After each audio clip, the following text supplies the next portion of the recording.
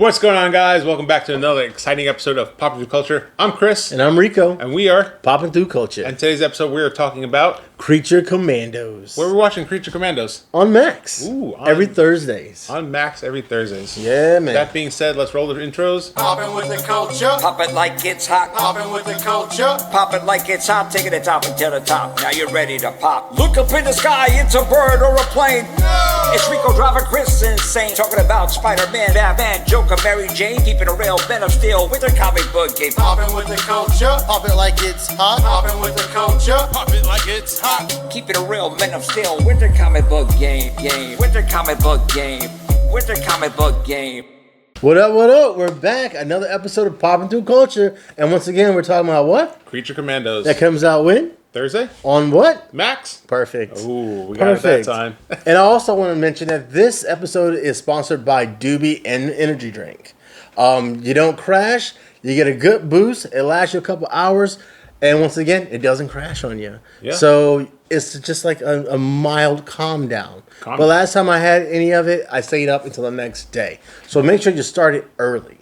Yes. Yeah. Doobie. So you go over to doobie.gg and use coupon code POPTHROUGHCULTURE for a discount on your total order. Awesome sauce. That being said, make sure you guys are liking and subscribing down below, so that way you can keep up to date on all awesomeness that we put out. Well, with that being said, Creature Commandos, what is it about? Creature Commando. Okay, Amanda Waller has another group of like a Suicide Squad or not a Suicide Squad. What else did she call her group? Suicide Squad, and it was 2.0. No, it was another group she called them, but that's not important. They're all unalived. We have a secret prison where she keeps monsters. Ooh. It's like at the bottom of the hole, and they took that hole, and you know what she said? She took the hole and she threw it in another hole, right? Well, that's where green grass goes all around and around. Green grass goes all around. Well, imagine if you took a hole, and then you put that hole in a box, and then you buried that hole within a hole, and then you got another hole, and you get the point. You got Creature Commandos. And then we get the green grass goes all around and around. And the grass grows. The grass grows. Well, Creature Commando picks up with Rick Flag Sr. Yes, because we all know that Junior died in Suicide Squad by the hands of Peacemaker. No one knows who killed Rick Flag Jr., but, you know... You just said Peacemaker killed him. Yeah, but they don't know that. Oh. Yeah, like Rick Flag, his father doesn't know. Oh, got it. You know? Okay. But we know. We know. Sportmaster knows as well. Okay. Yeah. And Taskmaster? No. Taskmaster? No? No, that's Marvel. Oh, sorry. Sportsmaster. He's the one that Too many masters. No. Masturbator. There's only one. I think every guy eventually becomes that villain. Or is Masturbator? Or is that a hero? If you were called Masturbator, would you be a hero or a villain? Because I'd be baiting a lot of fish. So I'd be... Master Baiter, huh? Yes. Or Master what are you thinking about? Master D Baiter? You're disgusting. Yes, I am disgusting. Anyway, Rick Flag. Yeah, red flag, this guy. Rick Flag is the father of Rick Flag Jr., which we know that passed away or died. Unalived by Peacemaker. Also, we have, he's putting together this team.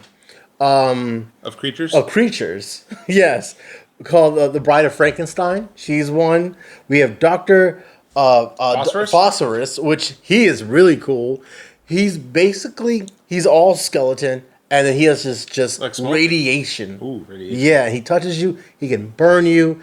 He's radiated. So radioactive? Yes. So if you're around him, cancer? Yeah. Melton? Even Viola Davis said it. And when I mean by Viola Davis, I mean Amanda Waller. Yes. Which, she is Amanda Waller all day. I can't, if they ever was to bring in a new Amanda Waller, I'm blacking the TV out. I'm not watching it anymore. Also, we have Weasel, which we saw Weasel in Suicide Squad. Yes. He's the one that killed like 28 kids. Yeah, but, spoiler, this Thursday, if you watch Suicide Squad, which is episode 2, I believe, you're going to find, 3, 2 or 3. Yeah, you're going to find out that maybe he didn't kill those kids and it's just misunderstood. But as far as we know, he killed and ate allegedly 26 to 28 kids. And then we have Nina Mazarki, aka Mermaid. Is she a mermaid? She's almost like the creature of the Black Lagoon, but a female version. Oh. Yeah, or if you remember Hellboy, Yes. remember The guy in the tank? in the tank? Yep. And whenever he went out, he still had a tube over it, like a. Ooh, speaking of which, I have an STL file for the Hellboy I fist. so thought you were going to say something else. You said that too fast. Another. So Hellboy. You know STDs? No, Okay. STLs. All right. Actually, they call them STIs now, apparently. Oh my god. Yeah, that's a new thing. And G.I. Robot, which is a fun character, which also kind of confused me because I remember G.I. Jane. G.I. Jane. No, sorry. Anyway. G.I. Robot, I thought he came from Image Comics because I know in the shop, I know I have a couple of G.I. Robot comics made by Image. Okay. But from historically, he's originally from DC. So I'm assuming. This is DC. I know. But I have his comics by Image. Oh. I Yeah. might have bought him. Yeah. He is a old school German killer. He was an old GI for the United States that was made to kill Nazis. I was going to say, so he was Nazi? Oh no, he was not a Nazi. No, he was not a Nazi. He worked with the losers. Whoa, the losers, bro. The Losers. The losers. Remember that movie, The Losers? Yeah. Well, that's a DC film, and he was a part of that crew, which took place back at before Vietnam. It was the Nazi War, and they made a robot, GI Robot, and he was made to just kill Nazis and hunt out Nazis, and to detect Nazis. That's a good show. There's I think on Amazon. Yeah, The Nazi Killers. I forget what that was. Inglourious Bastards. No, it was another one. It was a series. I'll have to pull that one up. Yeah, they would go around killing Nazis.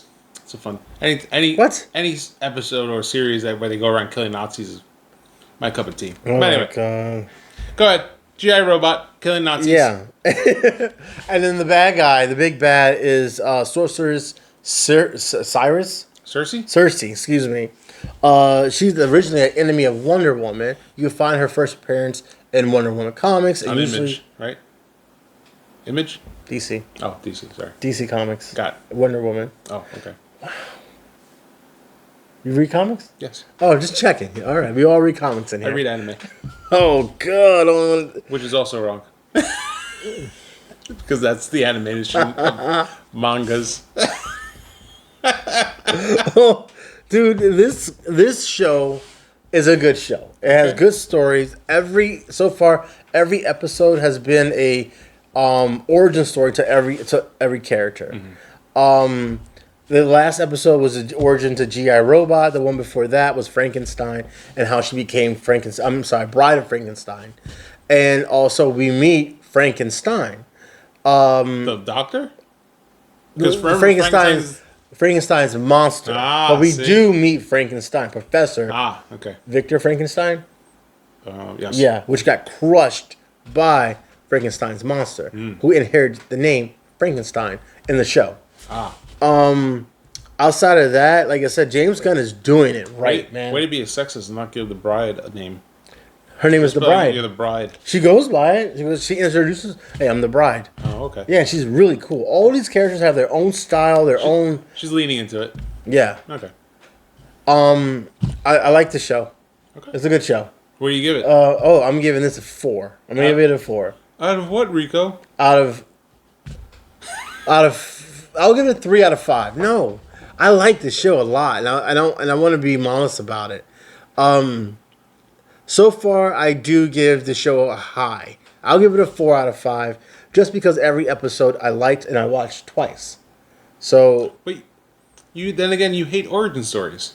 I never said that. Yeah, you did. When? On episode, I hate origin stories? you hate flashbacks. That's not an origin story. Okay. Origin story would be a flashback of what's going on. If you had No, if you not talk all the about time. Amanda Waller, whatever, right? Not And they all the say, time. Oh, let's talk about. And you're like, oh, I hate flashbacks. It doesn't move the story forward. Well, if no, with this dude, you need the backstory to understand the cast member. So So this what you're is saying justifiable. So what you're saying is flashbacks are okay. As long as it's relevant to the story.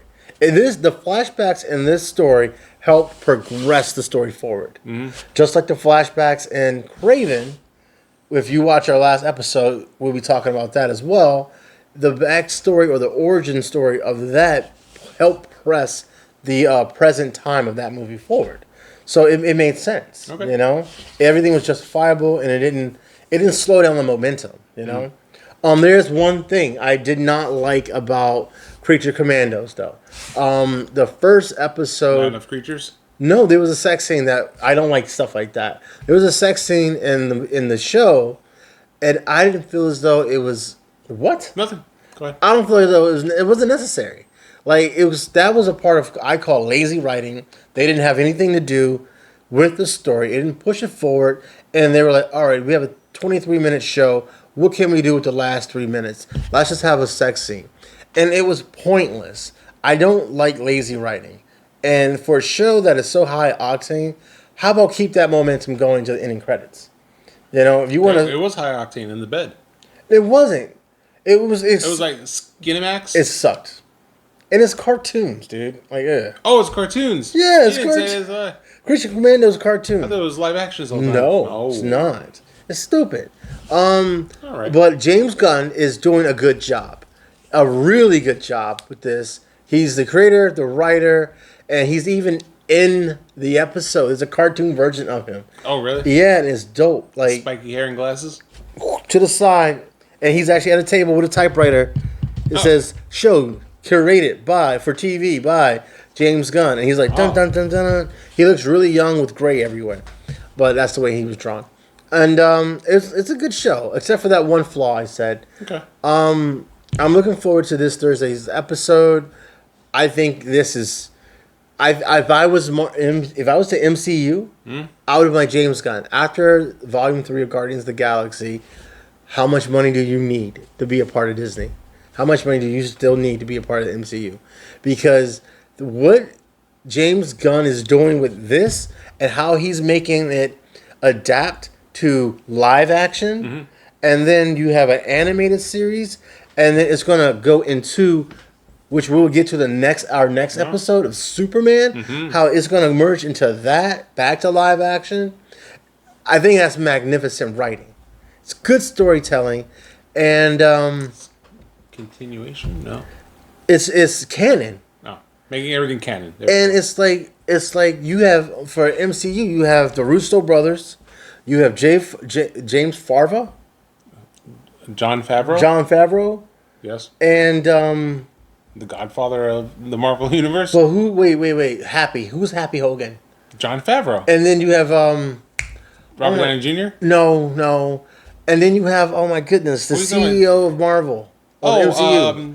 Kevin Feige. Kevin Feige. You have these three guys that is making the MCU, and it was at its It's actually height. 4 people because Russo Brothers, 2 of them. So yeah, 4 people. You're right.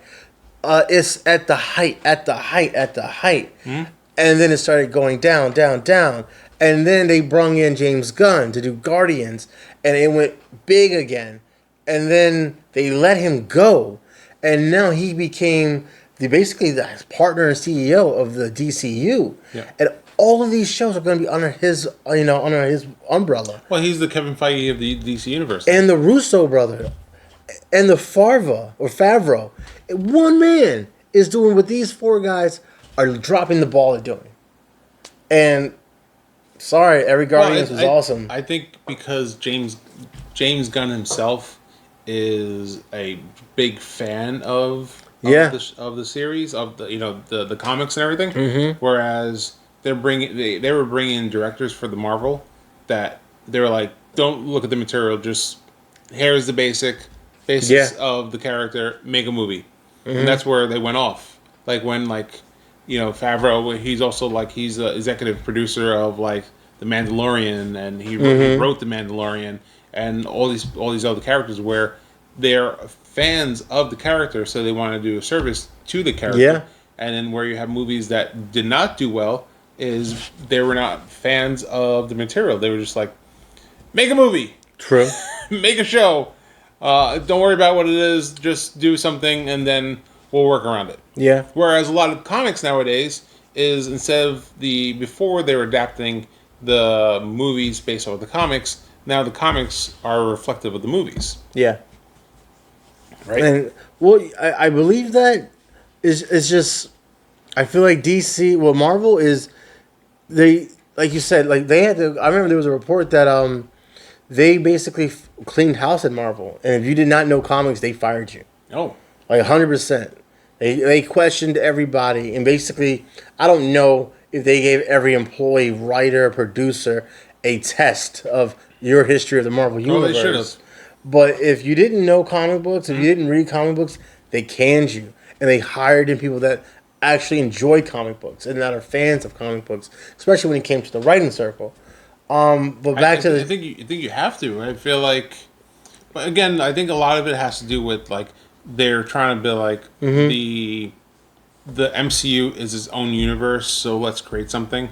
But then they did a disservice to the fans, everyone who love and appreciate these characters for, like what, 50, 60 years, right? All these years have been fans of these characters, and to finally see them on the big screen, finally be able to like enjoy them and hear them and really take on all like the merchandise and everything, and then to get something that's been race swapped, color swapped, the uniform swapped, everything else in between, as opposed to giving the people what they want.